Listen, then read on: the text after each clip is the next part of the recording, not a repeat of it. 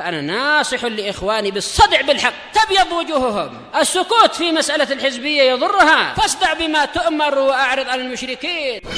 سلامي على دماج ورجالها والشيخ يحيى ودار العلم يا سعد بانيها. الرحيم الحمد لله رب العالمين أشهد أن لا إله إلا الله وحده لا شريك له وأشهد أن محمدا عبده ورسوله اللهم صل على محمد عبدك ورسولك وعلى آله وأصحابه أجمعين أما بعد. Kita masih di muka surat 56 dari pembahasan fikih. Qala hafidhahullahu ta'ala sanian, tugas yang kedua, do' alamata sah. Seandainya beliau bilang sahih lebih mudah untuk kita ya, master. Alamata sahih amamal ibarati sahihah, di hadapan ungkapan yang benar, wa alamata khata, keliru, amamal ibaratil khati'ah. Yang pertama, at-tayammum yadribu biyadaihil arda darbatan wahidah. Betul atau salah? Iya betul, cukup satu kali pemukulan. Yang kedua, at-tayammum yamsahu wajhahu wa yadaihi ilal mirfaqaini. Betul atau salah? Sampai ke siku mengusapnya. Betul. Yang betul sampai ke mana? Lutut. Oh iya, pergelangan tangan aja ya. Yang ketiga, al-mashu yakunu ala zahiril jawrab marratan wahidah. Betul, Abdurrahman? Iya, betul. Cuma di atasnya saja, tak perlu di bawah. Yang keempat, al-mashu yakunu ala zahiril jawrab wa asfalih. Betul atau salah? Iya, salah. Bagian bawah tak perlu. Sekarang masuk ke pelajaran baru, Al-Wahdatur Rabi'ah, juz yang keempat, membahas lima tajuk dohirnya. Yang pertama adalah fadilatul adzan, keutamaan adzan. Yang kedua, syurutul adzan, syarat-syarat adzan. Yang ketiga, sifatul adzan wal iqamah, yaitu tata cara adzan dan iqamat. Yang keempat, as-sifatul mustahabbatu lil muadzin, sifat-sifat yang disukai pada muadzin. Yang kelima, ma yaquluhu sami'ul adzan, apa yang diucapkan oleh orang yang mendengar adzan. Kita masuk ke muka surat 58. Ad-darsul awal, pelajaran pertama, fadlul adzan, keutamaan adzan. Baik. An Abi Sa'idin al-Khudri radhiyallahu an. Abu Sa'id siapa namanya ya? Siapa? Sa'ad bin Sinan. Ya? Iya, Sa'ad bin Malik bin Sinan. Ewa. Al-Khazraji, Al-Madani, Al-Ansari. Sahabat kecil tetapi termasuk yang paling banyak hafal hadis. Qala Rasulullah sallallahu alaihi wasallam, la yasma'u mada sautil muadzin. Tidak ada yang mendengar mada, yaitu lantunan atau dengungan suara si muadzin, atau mada terkadang diartikan yaitu jauhnya suara si muadzin.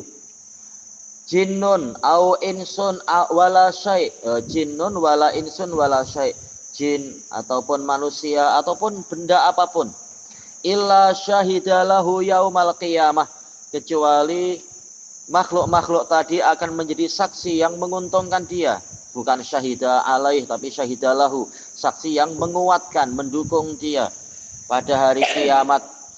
Berarti apa? Pepohonan, bebatuan juga akan menjadi saksi untuk mendukung dia. Akhrajahul Bukhari. Maka disunahkan adzan itu dengan suara yang keras, yang lantang. Baik.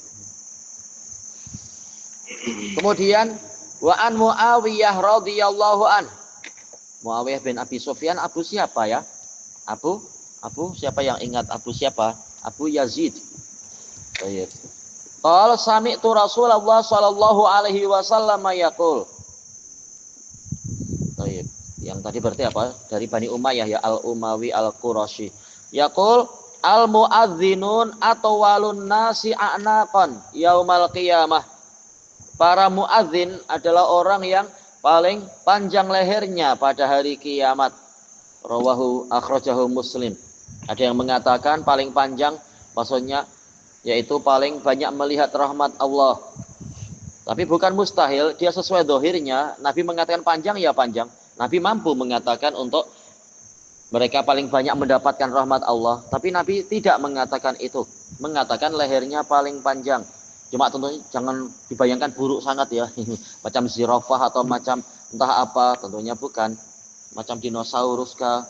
Tentunya tidak macam itu. Tetap gambarannya adalah sesuatu yang baik-baik, yang indah, yang sempurna. Karena ini untuk kemuliaan, bukan untuk keburukan. Bukan mustahil kalau lehernya paling panjang, berarti badannya juga paling besar, paling sesuai. Saking besarnya sampai leher pun jadi panjang juga dibanding dengan orang-orang biasa. Bukan mustahil. Yang penting kalam Nabi pasti benar.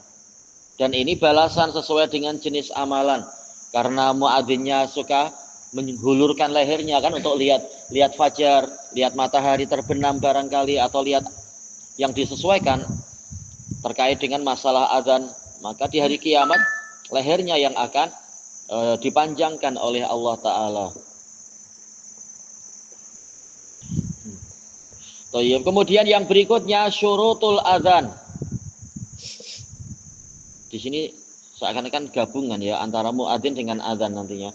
Yang pertama ayyakunal muadzinu aqilan. Si muadzinnya harus berakal. Berarti syarat adzan apa? Diucapkan oleh orang yang sudah berakal. Fala yasihul adzanu minal majnun. Tidak sah adzan dari orang gila.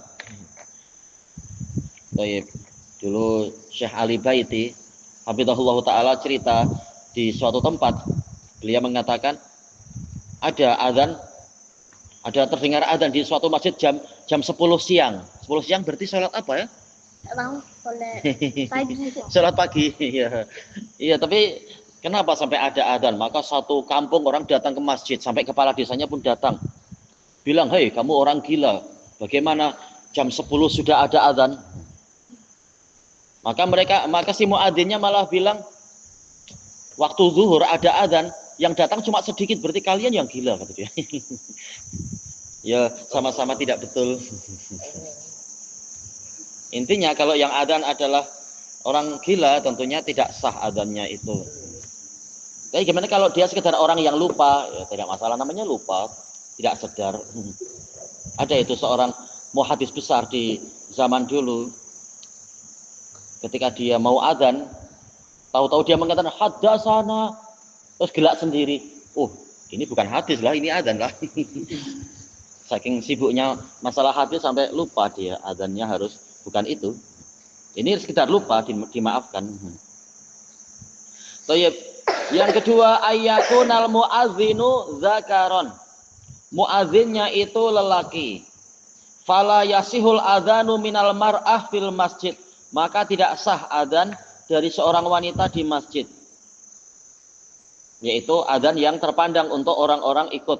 Tapi untuk adzan sendiri-sendiri tidak masalah dia. Bagaimana nanti akan disebutkan, wanita sah adzan tapi untuk sendiri-sendiri, bukan untuk dikumandangkan untuk orang satu kampung dengar, tak boleh. Yang ketiga, ayyakunal adzanu murattaban mutawalian. Adzannya itu harus mengikuti tartib, yaitu susunan, dan mutawalian, yaitu susul menyusul. Tak boleh adzan tahu-tahu awalnya langsung hayya 'alas shalah. Nah, tak boleh. Harus dari takbir dulu dan seterusnya. Dan mutawalian, susul menyusul. Bukan Allahu Akbar setengah jam baru asyhadu alla ilaha illallah. Orang tak tahu ini apa. Baik. Harus susul menyusul, selesaikan secepatnya. Secepatnya tapi maksudnya bukanlah laju-laju sangat ya. Cuma jangan disela-selai dengan baru asyhadu alla ilaha illallah, pas itu pergi ke pasar beli sayur. Selesaikan dulu adzannya. Yang keempat, ayyakunal adzanu ba'da dukhuli waqti shalah. Adzannya berlaku setelah masuknya waktu sholat. Adapun kalau belum ya tidak sah. Fala yasihul adzanu qabla dukhulil waqt. Maka adzannya tidak sah sebelum masuknya waktu. Makanya Nabi mengatakan al muadzin mu'taman. Muadzin itu terpercaya. Berarti kalau dipercayai jangan berkhianat, jangan adzan sesuka hatinya. Betul-betul perhatikan waktunya sesuai atau tidak. Lihat keadaan di langit macam mana dan semacam itu. Lihat bayang-bayang dan sebagainya. Kemudian al-mar'ah idza shalat fi baitiha hal tu'adzinu wa tuqim. Main apa tuh? Baik. Wanita apabila dia sholat di rumahnya, apakah boleh dia mengumandangkan azan atau beriqamat? Na'am yusra'u lahal azanu wal iqamah. Ya, disyariatkan dia azan dan iqamat. Walakin la tarfa'u sautaha bil azan. Tapi tidak boleh dia mengeraskan suaranya dengan azan. Ya, suara wanita adalah apa? Menimbulkan fitnah. Makanya tak boleh mereka azan. Untuk apa azan yang keras-keras itu? Untuk diri sendiri tidak masalah. Ini disepakati oleh para fuqaha, wanita tidak boleh azan. Azan dalam artian yang keras-keras itu. Kata orang-orang Syafi'iyah, tapi anehnya mereka tidak membolehkan wanita azan keras, tapi kalau acara nasyid malah suaranya keras-keras ya perempuan itu. Naudzubillah. Atau suara apa itu yasinan apa dan seterusnya. Ini salah besar, menimbulkan fitnah. Tayyib tamarin, perlatihan. Uktub hadisan wahidan fi fadlil adzan. Tuliskan satu hadis tentang keutamaan azan. Siapa yang ingat keutamaan azan? Oh ya. Mada.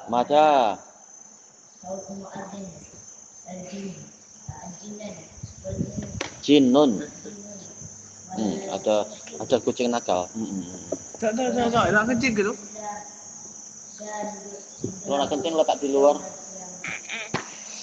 Baik. Riwayat siapa itu? Baik, akhrajahul Bukhari. Baik, iya tafadhol, ayo jazakallahu khairan. Yang kedua, al-mar'atu idza shalat fi baitiha hal tu'adzinu wa tuqim. Wanita kalau sholat di rumahnya boleh tak untuk azan ataupun iqamat ya? Iya, jawabannya boleh. Mana yang lain pada sakit? Entah. Pada kemana mereka? Baik, kemudian uktub syurutal adzan. Siapa yang ingat salah satu syarat adzan apa? Ya? Hendaknya Bilal itu muadzin itu kena berakal. Iya, muadzinnya berakal. Apa lagi? Ayakul muadzin zakar. Zakar, yaitu lelaki, ya? Iya, masuk waktu. Apa lagi? Iya, ba'da dukhulil waqt, setelah masuk waktu. Iya, tidak sah kalau sebelum masuk waktu, ya? Apa?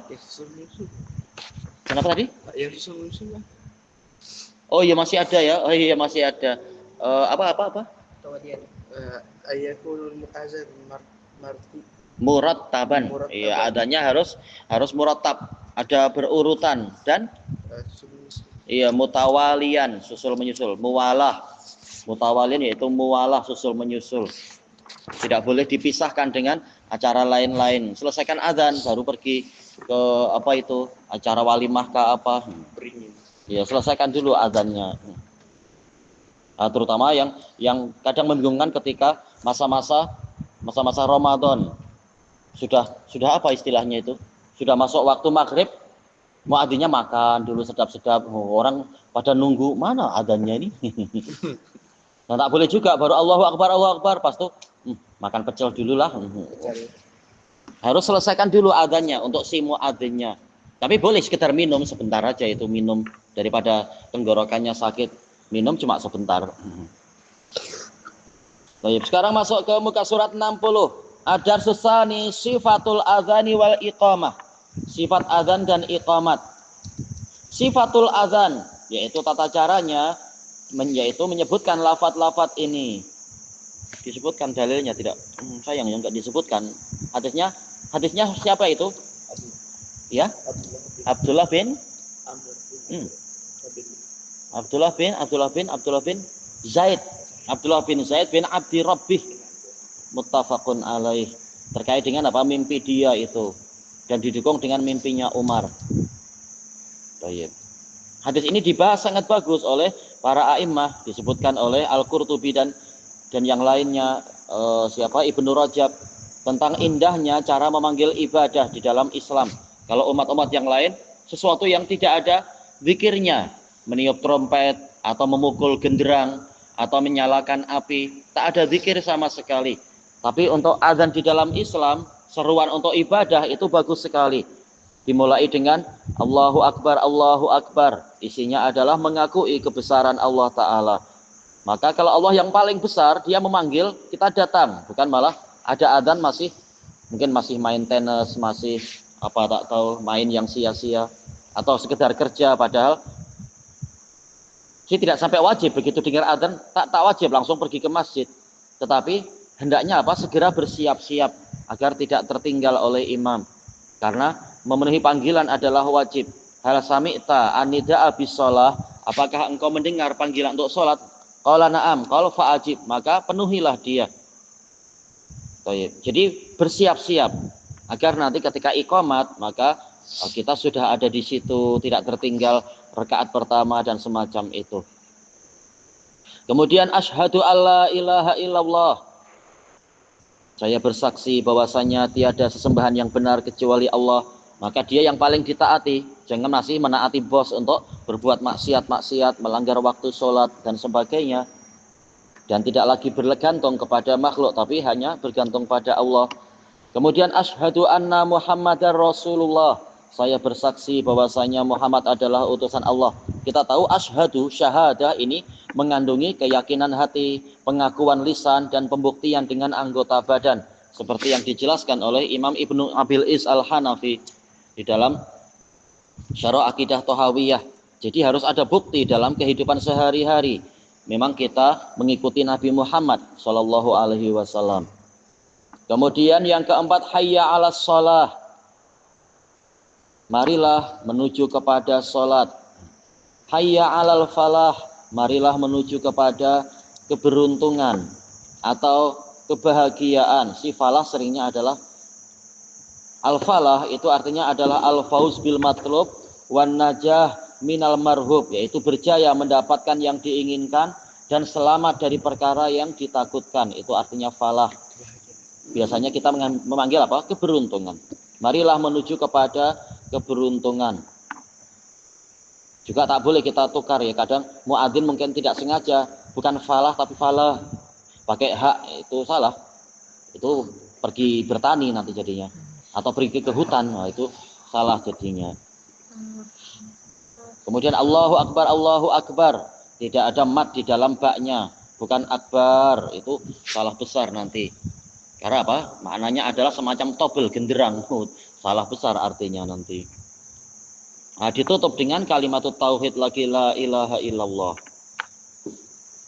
Isinya betul-betul sangat indah sampai disyarah panjang lebar tentang lafaz-lafaz adzan ini. Ilahuna wallahu a'lam.